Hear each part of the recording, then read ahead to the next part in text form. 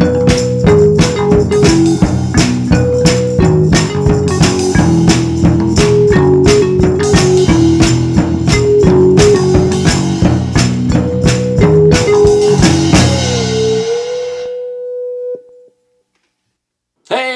welcome back to the Big Show. My name is Mateo, and I am finally back to drink another beer.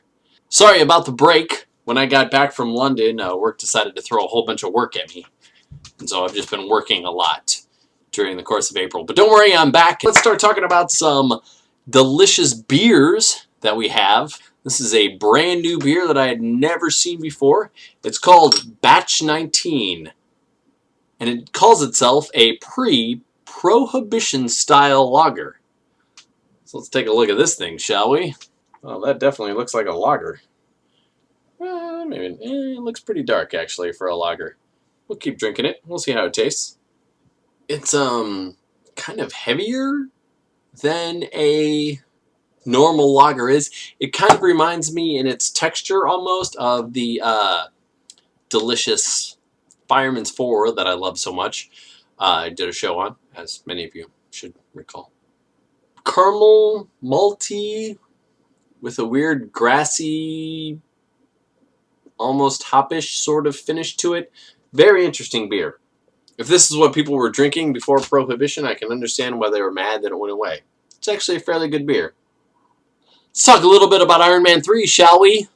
Talk about a fantastic film, right? Love to know what you thought. Go ahead and write them in the comments below. That would be great. Is that it's a really, not only fun, I thought that they kind of kept the funness of that they had in 1 and 2, but it's also a little bit darker take, too. I mean, the film kind of explores this little darker area, which I thought was pretty fantastic, but not in like a Dark Knight style, but really a great look, and it really sort of delves into the character of Tony Stark more than any of the other films. Look at how little we see Iron Man actually in this movie, especially when it's Tony in the suit, which those of you who have seen it know what I'm talking about. A really great look into the character and an interesting way to sort of wrap up the trilogy in that respect. There's a lot of speculation coming out now, some of you may have seen, about whether or not Robert Downey Jr. will be back to play Iron Man in the Avengers, or any of them for that matter, since all of their contracts will be up by then. It's very possible that just based on money and based on how thrifty we have seen Marvel be, that there could be at least a new Iron Man, if not some of the other characters as well in the new movie.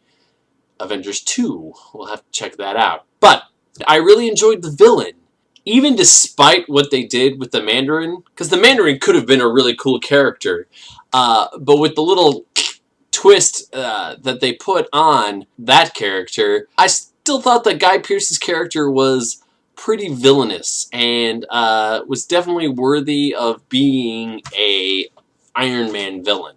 I also just think that it's sort of unfortunate with the continuity of what we know of Iron Man in the comic books, of what they did with the Mandarin character. Kind of blasted and blew to bits any use of that character in the future, unless it later comes out that the Mandarin was really behind everything and they were just faking it. I don't know. If I had one complaint about Iron Man, it was that don't see it in 3D. I saw it in 3D and it was like, nothing really flew out at you. 3D was very skimped, I think, in this one. So the only place where I saw maybe a little bit of 3D, and it's because despite the fact that I love roller coasters and have parachuted and done other crazy, awesome things, sometimes I get a little vertigo. Standing on top of the Sears Tower, which again I've been to, and I've done the Ferris Bueller like lean over thing. Sometimes I still get a little bit of vertigo, which is, I know, crazy. So the 3D scene of Iron Man catching all of the people falling out of the airplane, yeah, that was pretty intense in 3D. Another great thing was that the scenes with the little kid that he runs into in the small town, I think those were played perfectly. It wasn't too schmaltzy, and yet it had enough emotional resonance behind it that it played pretty well. Anyway, Iron Man 3, highly recommended. Please go see it. I mean, because, it hasn't made enough money already, so you should definitely go see it. But let's talk about, real quick, a couple of the other movies that are coming up that I can't wait to see, and of course will definitely be reviewed over the next few weeks or months, depending on.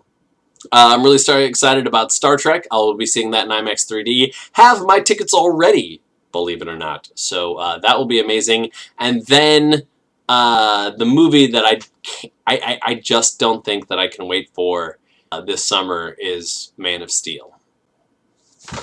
Huge Superman fan. I mean, you can see right there, that poster, that's the original Christopher Reeve Superman #1 movie, which I loved and adored, and then loved Superman 2 just as much after that. So, for me, Man of Steel, I'm super excited about. Huge Superman fan. Think it's going to be fantastic. And as soon as I saw that Superman trailer where at the end he's talking to Lois about what the S means, I'm like, okay. No, I'm in. I'm in. I think this is going to be a fantastic Superman movie. So, pretty much I can't wait for that. Plus, since I've been gone, we are now back into the Doctor Who season, which so far for me has been kind of lackluster, which hurts my heart to say. Definitely going to the Doctor Who experience was a highlight of my London trip, but I feel like so far, with the exception of Journey to the Center of the TARDIS, which was pretty good, it wasn't horrible, but there were so many awesome episodes. You know, I just felt like the tunnels of the TARDIS weren't nearly as cool as they used to be back in the day. I really didn't... To me, it was just like they were running around another building. The interior of the TARDIS just didn't feel like the TARDIS to me. I don't know if it was just because they were missing the circles on the wall or something, but there was really... I felt like there was something missing in those corridors way deep into the TARDIS. Then there was last week's episode, The Crimson Horror, which I thought was a fairly good episode. You know, definitely Diana Rigg and her daughter, you know, helped make that a little bit better. And I felt a little more of maybe the emotional heart of the series has kind of come back. I don't want to blame Jenna Louise Coleman because generally I like her and I like Clara as a character. But for me, there's just something missing from her as a companion that I haven't been able to quite put my finger on. And honestly, as I've talked to other Doctor Who fans, they haven't been able to do it either. She just doesn't. Maybe I'm not connecting with her the way that perhaps I connected with the early days of Amy and certainly Rose. But you know, I kind of felt the same thing when Martha came into the picture. I felt like maybe I just didn't connect with her either, and never really enjoyed her as a character. I can say that. So perhaps it's Clara. The first episode of this season, I mean, I thought it was a cute episode, and I thought it was fun when, you know, he jumps onto the plane and takes care of the plane that's about to crash into the TARDIS and everything. I thought that was really interesting, fun, and the overall idea that the Grain Intelligence is, you know, doing something to come back at the Doctor. You know, it's a fascinating idea too, which they then have gone away from. Like, what has happened? What about that whole part of the storyline, which I know will show up later, but the next episode, The Rings, which I thought was a pretty episode. It looked amazing. It looked better than any other Doctor Who episode, but it sort of reminded me of The Beast Below. Amy showed herself as worthy of being a companion. It just felt like the same sort of journey that Clara's on.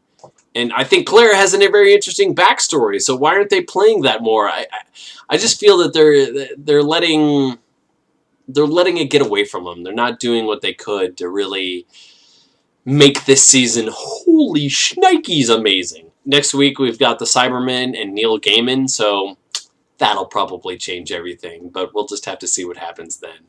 Well, hey, I'm going to wrap it up here. Batch 19, pre-prohibition style lager. Now, the craziest thing to me is, you know who this is brewed by? It's brewed by Coors. I never would have guessed. But it's a delicious beer and I enjoy it, so I highly recommend it.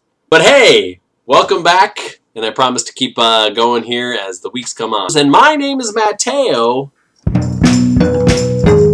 just drinking beer.